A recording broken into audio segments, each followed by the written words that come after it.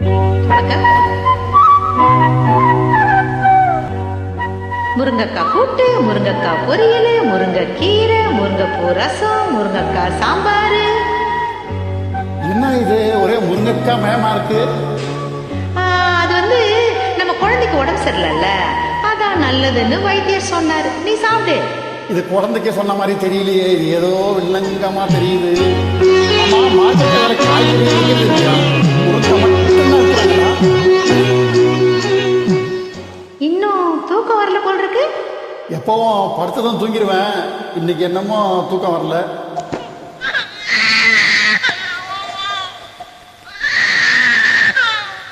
ஏயா குழந்தை அழுகிறது காதுல வேலை போய் தொட்டிலாட்டக்கூடாதா? ஏன் நீங்க சாப்பிடலாம்ல? உன் பக்கத்துலதான் ஏன் படுத்துட்டு இருக்கு? இப்போ என்னால போக முடியாது.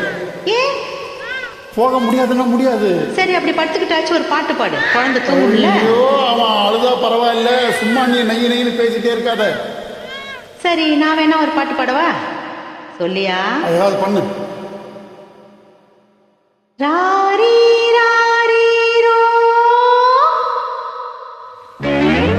Harry ராரி row.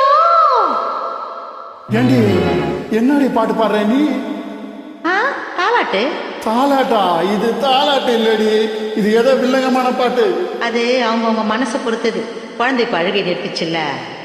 இந்த மாதிரி பாட்டெல்லாம் நீ பாட வேணாம், பேசாம வாயை மூடிட்டு படு.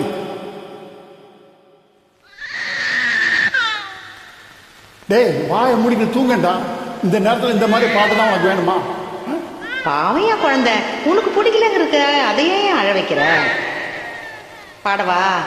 வானான்னு சொன்னா கேட்கவா போற? பாடி தொலை, பாடு, பாடி தொலை.